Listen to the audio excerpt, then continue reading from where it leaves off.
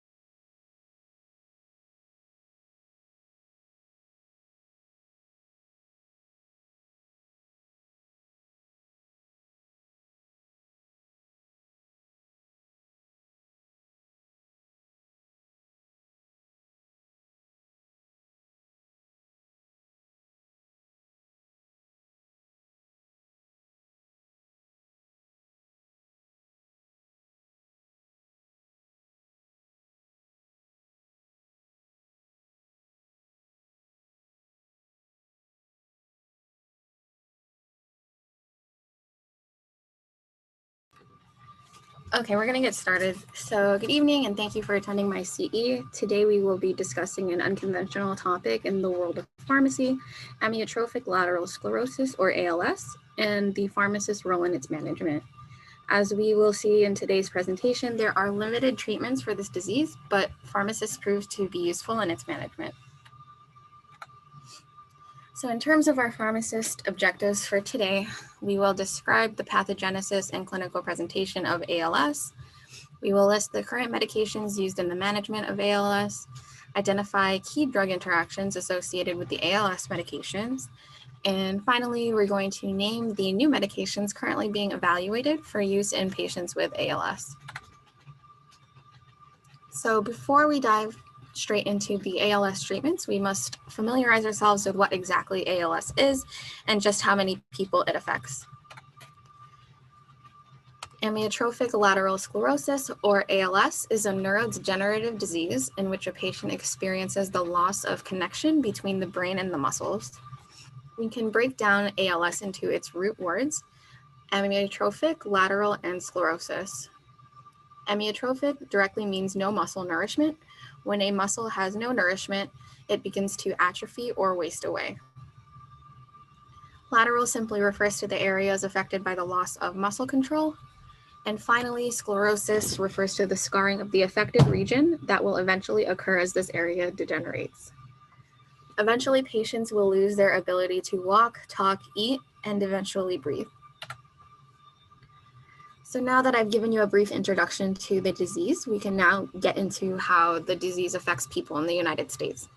So according to the CDC, in 2016, about 15,000 Americans were living with ALS. Additionally, about 5,000 people each year were newly diagnosed with ALS.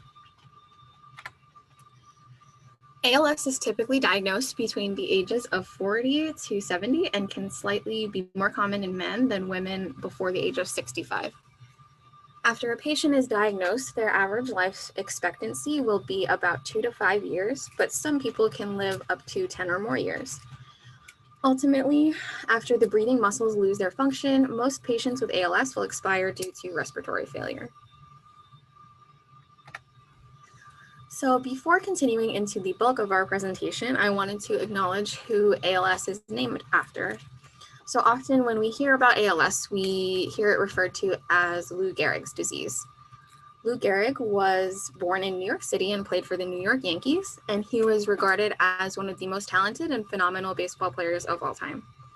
Although he was previously healthy and he was at the prime of his baseball career, he was diagnosed with ALS in his mid-30s and would actually not be able to play baseball again. So before his diagnosis, he experienced physical changes and was unable to perform like he used to. He even collapsed in the field during one of his games. So finally, I just wanted to highlight that although he was only 37 years old and a well-known athlete, he died due to complications from ALS. And this just shows how impactful the disease can be, regardless of how old someone is. All right, so now that we know a little about ALS and how it affects its patients, we can dive deeper into the mechanism by which ALS manifests. So I wanted to start off by identifying the two types of ALS, which are sporadic and familial. Sporadic ALS accounts for around 90 to 95% of all ALS cases and occurs randomly without family history of ALS. In sporadic ALS, there are no clearly identified risk factors or family history of the disease. Familial ALS, on the other hand, accounts for about 5 to 10% of all cases and occurs when a mutated gene is inherited from a parent.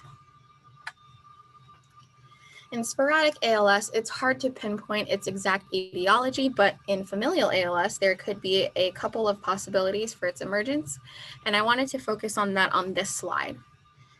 Firstly, in familial ALS, there exists a 50% chance that each offspring will inherit the gene mutation and may develop the disease.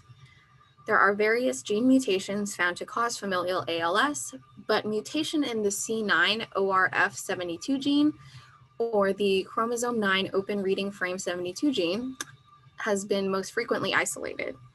Some individuals carrying this gene mutation may show both motor neuron and dementia symptoms, which is a combination of ALS and frontotemporal dementia. Another common gene mutation that has been isolated in ALS patients is the SOD1 or copper zinc superoxide dismutase 1 gene mutation. So ALS accounts for around 85% of all motor neuron disorders, or MNDs, which are caused by the gradual deterioration and death of motor neurons. Motor neurons initiate and provide communication between the brain and the voluntary muscles, which control movements such as chewing, walking, and talking. The motor neurons are further divided into the upper motor neurons, which are located in the brain, and the lower motor neurons, which are located in the spinal cord and the motor nuclei of the brain. In a healthy individual, messages are relayed from the upper motor neurons to the lower motor neurons, and then from these lower motor neurons to the muscles. When the message reaches the muscles, this stimulates muscle contraction.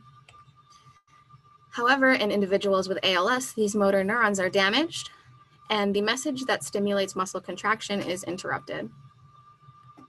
Without stimulation, the muscles are unable to function, and the motor neurons will begin to weaken, twitch, and atrophy. Gradually, motor neurons will deteriorate and die. So this diagram simply illustrates the motor neurons in a healthy individual versus the motor neurons in an individual with ALS. Above, you will see the motor neuron in a healthy individual still receives stimulations for the muscle to contract. Below, however, in the individual with ALS, the motor neuron is dead and the muscles will eventually atrophy. This diagram illustrates the flow of signal transmission in a normal individual versus one with ALS.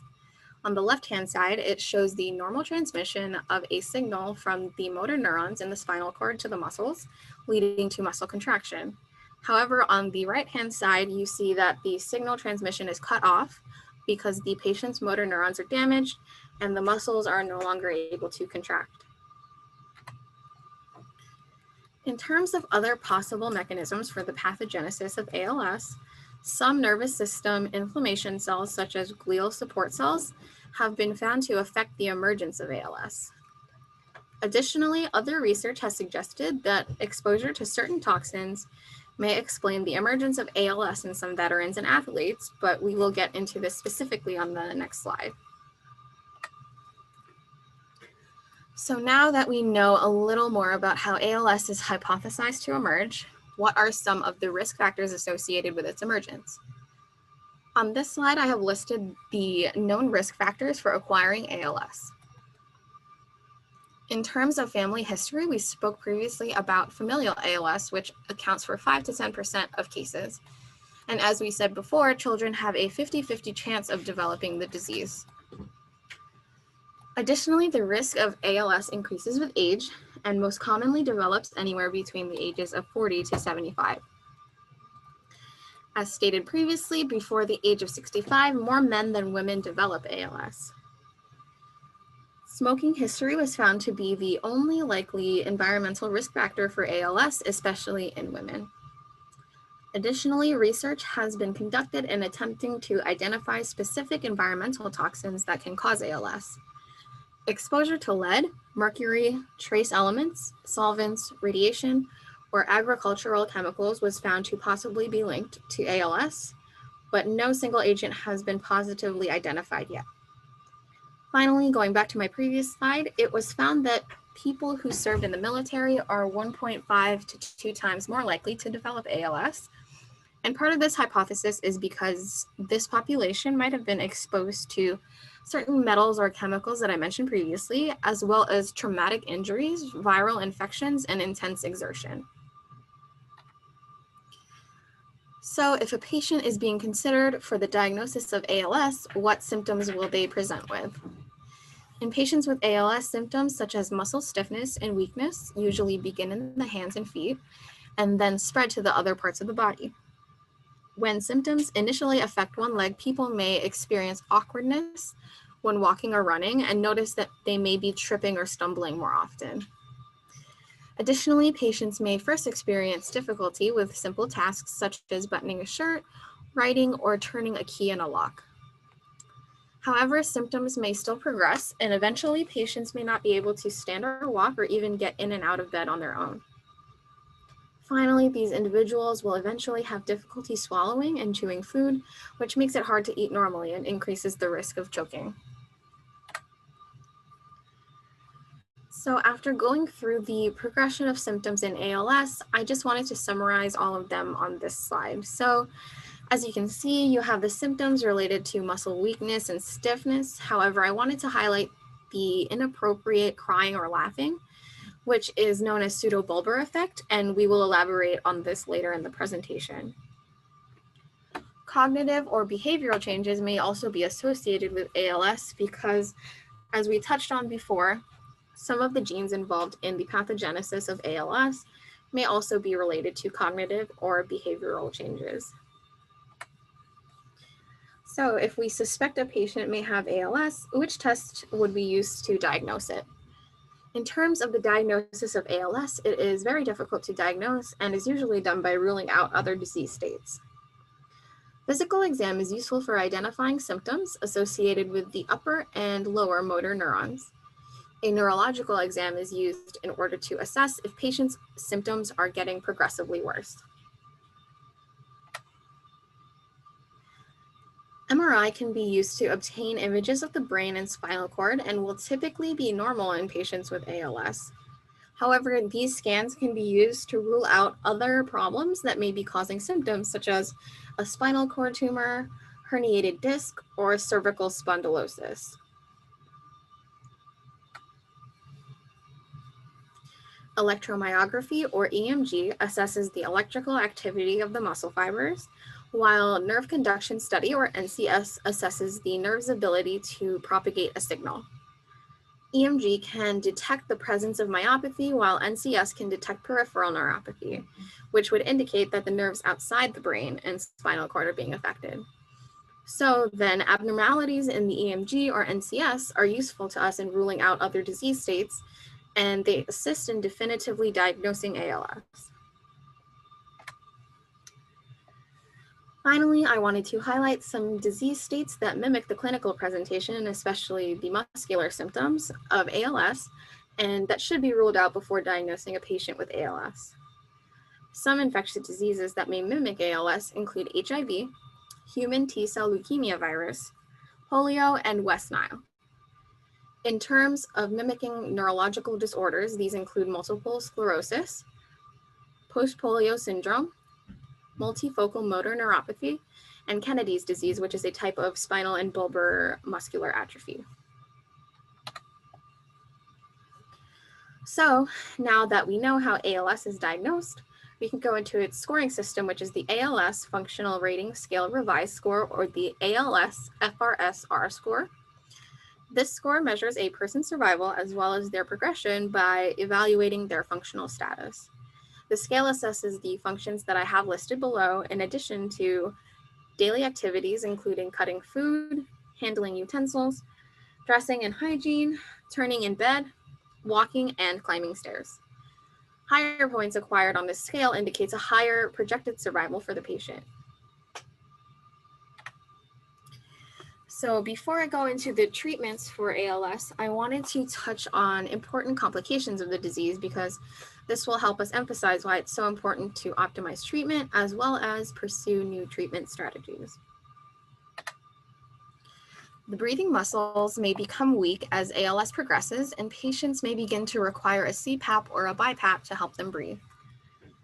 Another option, non-invasive ventilation, was found to improve the quality of life and prolong survival in patients with ALS. Initially, non-invasive ventilation may only be necessary at night, but when the muscles are no longer able to maintain normal oxygen and carbon dioxide levels, non-invasive ventilation may be used full-time. When ALS becomes more advanced, patients may choose to have a tracheostomy, which is a surgically created hole at the front of the neck, leading into the windpipe or trachea. And this can be used full-time with a respirator that inflates and deflates the lungs. Ultimately, ventilation support can ease problems with breathing as well as prolong survival, but does not affect the progression of the disease. As I touched on before in the beginning of the presentation, respiratory failure is the most common cause of death in these patients. Hypermetabolism in ALS patients is hypothesized to occur because measured energy expenditure is higher than predicted energy expenditure. However, this theory is often debated because predicted energy expenditure doesn't account for the presence of muscular atrophy. It's also hypothesized that metabolic demands may be higher in ALS patients due to oxidative stress.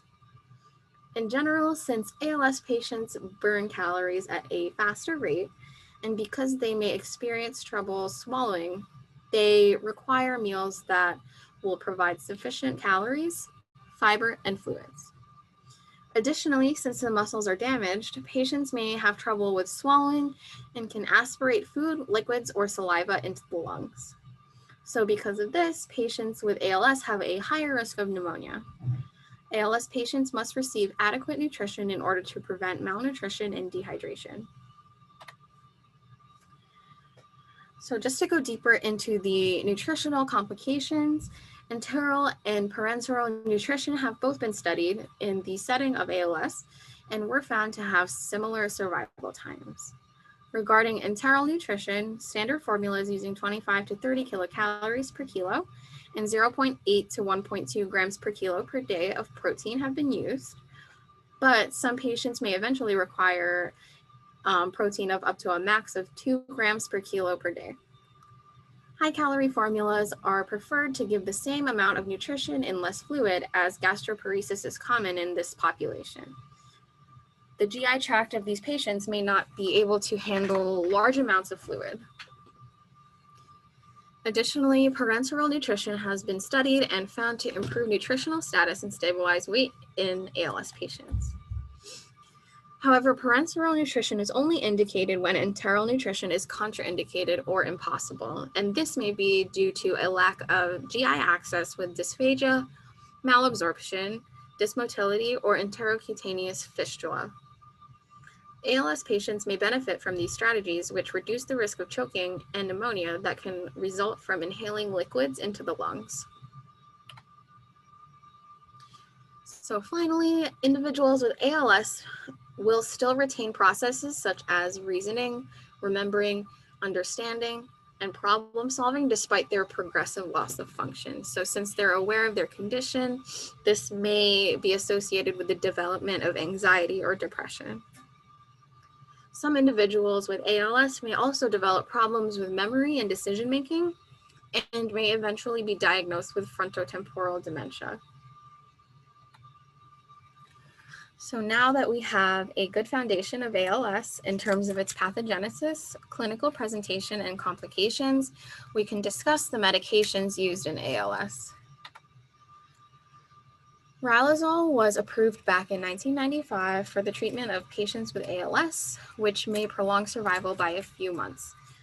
And although prolonged survival was shown, rylazole does not reverse damage to the motor neurons that has already occurred. It is dosed at 50 milligrams twice daily, usually taken 1 hour before or 2 hours before a meal. I also wanted to point out that rylazole has a thickened form called teglutic, which is a liquid preparation that allows continued ease of administration when a patient can no longer swallow the Rylotec pills. Though its mechanism is unknown, it is believed to reduce motor neuron damage by decreasing glutamate levels, which transports messages between the nerve cells and the motor neurons. And I'll go deeper into this mechanism of action on the following slide. I have the adverse effects listed here for your reference, but the most important to note is the increased LFTs, especially ALT. Rylazole use should be avoided in patients with baseline LFTs greater than 5 times the upper limit of normal, and should be discontinued if evidence of hepatic impairment occurs during treatment. In addition to explaining the mechanism of rylazole, I thought that this picture illustrated it very well. Here you can see that rylazole not only acts on the accumulation of glutamate, which has been linked to the pathogenesis of ALS, but it also inactivates voltage-dependent sodium channels, which can be spontaneously activated in patients with ALS. Besides dosing and monitoring LFTs, pharmacists play an important role in identifying drug interactions. Most commonly, strong and moderate CYP1A2 inhibitors, like the ones I have listed here, are known to increase the blood concentrations of rylazole. CYP1A2 inducers can lead to decreased rylazole blood concentrations. So finally, since we know that rylazole increases LFTs, we must monitor for medications on the patient's profile that may increase the risk for hepatotoxicity. And on this slide, I just included the medications that were specifically listed in its package insert for a risk of hepatotoxicity. Our second medication, edaravone, was approved in 2017 and was shown to slow the decline in clinical assessment of daily functioning in individuals with ALS. As pharmacists, we should be familiar with its dosing. In the initial cycle, 60 milligrams is administered IV once daily for 14 days, followed by a 14-day drug-free period. For subsequent cycles, it is the same dose, but for 10 days rather than 14, and followed by the same 14-day drug-free period. Its exact mechanism is unknown, but it is known to be a free radical and peroxynitrite scavenger that prevents oxidative damage associated with the disease state. I have its associated adverse effects listed again for your reference, and there are no known drug interactions with this medication as it's not affected by any of the cytochrome P450 enzymes. So now we're going to talk about the medications that are used for the symptomatic treatment in patients with ALS. Botulinum toxin B, or Myobloc, was approved in 2000 for the treatment of chronic sialuria or excess salivation that we know can occur in patients with ALS. Its dosing varies between the 2 parotid and 2 submandibular glands, which I have listed here, and it's administered intraglandularly no sooner than every 12 weeks. Botulinum toxin B exerts its effects by cleaving the synaptic vesicle association membrane protein to paralyze the muscle. Common adverse effects are listed here, and we expect xerostomia or dry mouth to occur as we are correcting for this excess salivation. Finally, I wanted to highlight that botulinum toxin B can interact with the medications listed here due to the potentiation of neuromuscular weakness. Our other medication for symptomatic management is dextromethorphan and quinidine, or DMQ, which was approved in 2010 for pseudobulbar effect, which is associated with ALS, as I mentioned before. And this is the uncontrollable laughing or crying that can occur in these patients. One capsule contains 20 milligrams of dextromethorphan and 10 milligrams of quinidine, and it is initially dosed as a once daily medication for 7 days, and then once every 12 hours thereafter. The exact mechanism of dextromethorphan for PBA is unknown, but sigma-1 receptors in the brain may be involved in behavior patterns. So because dextromethorphan is a sigma-1 receptor agonist, this may be why it's effective in the treatment of PBA. Quinidine is included in the combination treatment as it increases the levels of dextromethorphan via CYP2D6 inhibition. Its side effect profile is listed here, and I just finally wanted to mention that studies to support the effectiveness of DMQ were performed in patients with underlying ALS or MS. As pharmacists, it's important to recognize when DMQ is contraindicated. So I have its contraindications listed in this table, which mainly pertain to cardiac issues or QT prolongation. Other contraindications include concomitant use of the monoamine oxidase inhibitors, which may lead to serotonin syndrome. So we should be ensuring that there are 14 days free of DMQ before starting a monoamine oxidase inhibitor.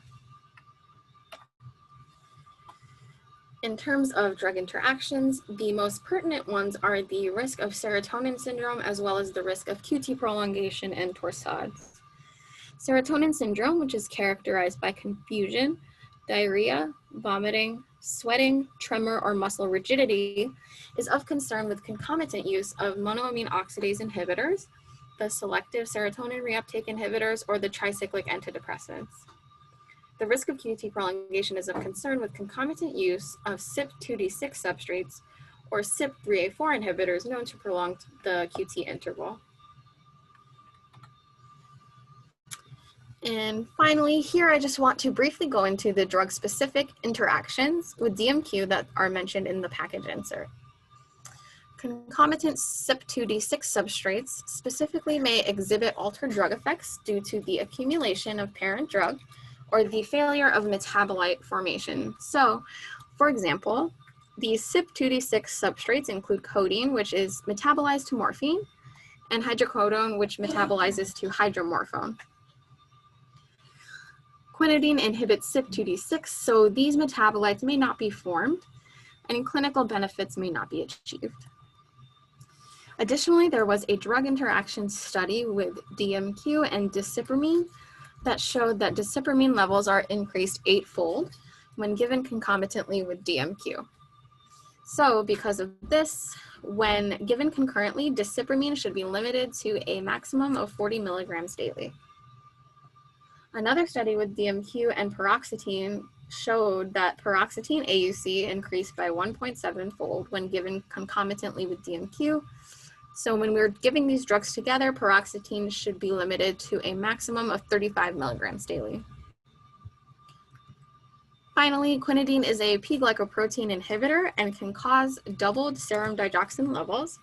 So as pharmacists, we should be looking closely at the levels and reducing the digoxin dose as necessary.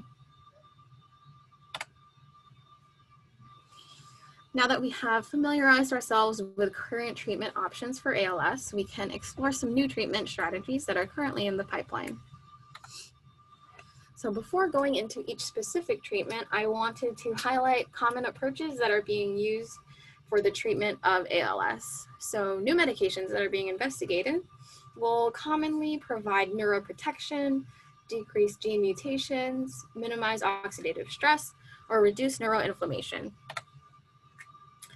On this slide, I have illustrated the specific new treatments in chronological order. So here you can see that recently there have been new advancements in the treatment of ALS, primarily this year in 2020. On the right-hand side, ravulizumab is a drug that is already approved for a different indication, but is currently undergoing trials to investigate its use in ALS, which is anticipated to be complete in 2022. The first medication, masitinib, targets cells within the central and peripheral nervous systems in order to provide a neuroprotective effect. In the international multi-center phase 2-3 randomized double-blind placebo-controlled study published in 2019 regarding the use of masitinib in ALS, patients included had a disease duration of fewer than 3 years from the first symptom of ALS, a forced vital capacity of at least 60%, and they had to have received riluzole 100 milligrams daily for 30 days prior to baseline. Patients were randomized 1:1:1 to receive riluzole plus placebo, or riluzole plus masitinib at 4.5 or 3 milligrams per kilo per day over 48 weeks.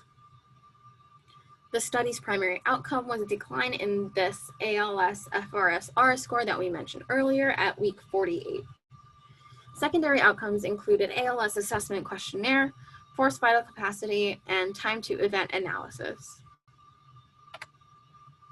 In this trial, masitinib showed significant benefit over placebo with an ALS-FRS-R score between group difference of 3.4 and a 27% slowing in rate of functional decline.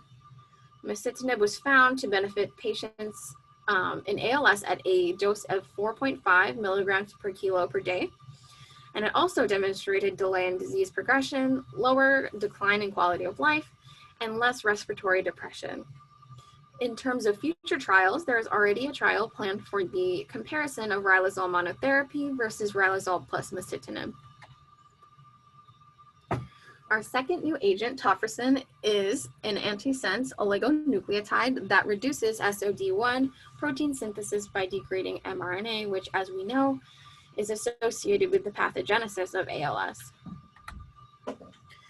The VALOR trial was a phase 1-2 ascending dose trial assessing the use of tofersen in ALS patients. 50 participants with ALS due to SOD1 mutations were randomly assigned 3:1 to receive tofersen or placebo for 12 weeks.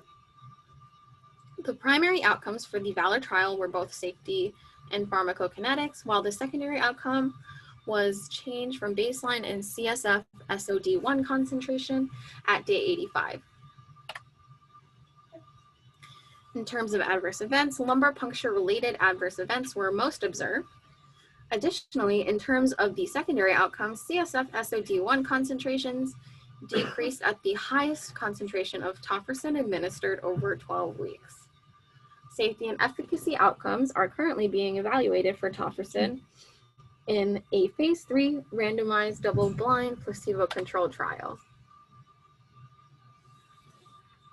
Our next medication called AMX0035 consists of 2 medications, which is 3 grams of sodium phenylbutyrate and 1 gram of taurursodiol.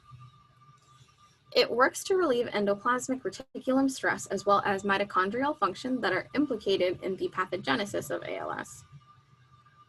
The sodium phenylbutyrate component is a histone deacetylase inhibitor that works on the endoplasmic reticulum, while the taurursodiol component works on the mitochondrial side. Basically, to summarize this medication up, it decreases oxidative stress that is hypothesized to be involved in the pathogenesis of ALS.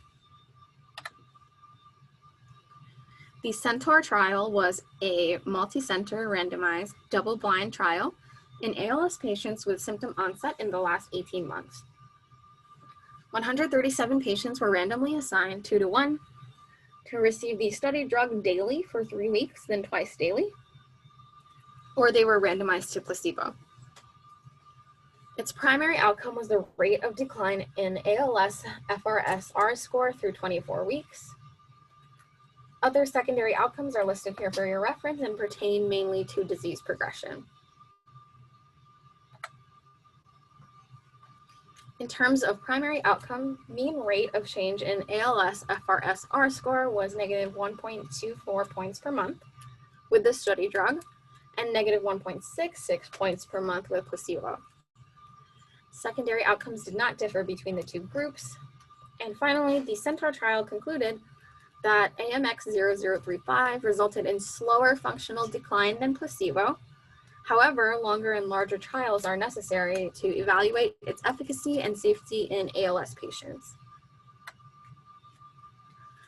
So finally, ravulizumab is a long-acting humanized monoclonal antibody currently indicated for atypical hemolytic uremic syndrome and paroxysmal nocturnal hemoglobinuria with an open label extension to evaluate its efficacy and safety in patients with ALS.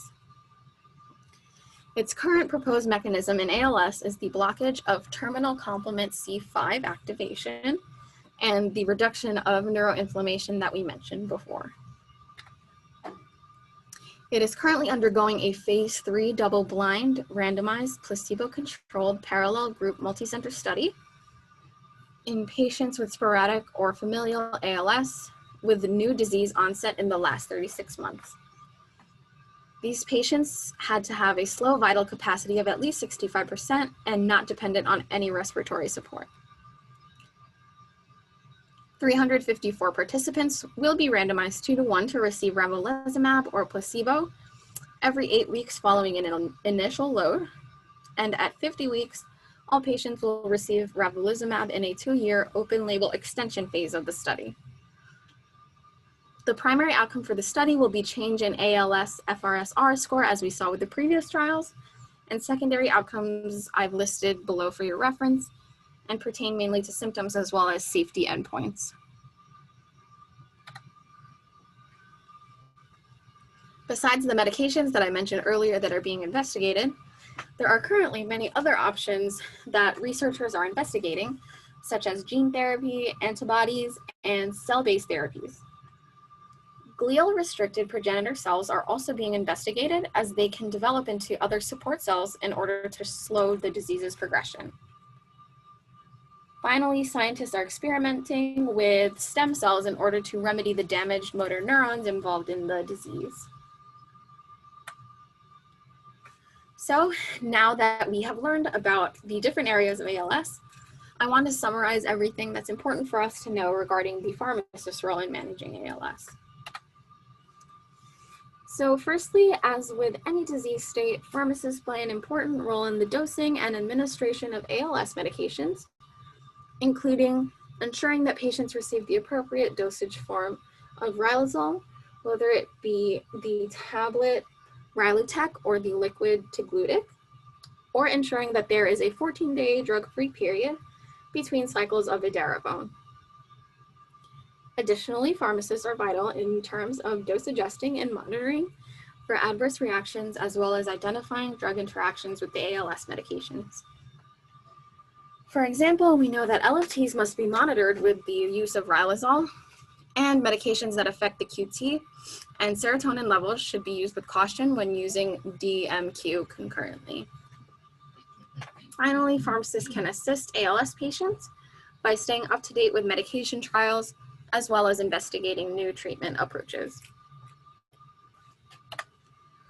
So this concludes my presentation, and I'll now open up to any questions that you guys might have.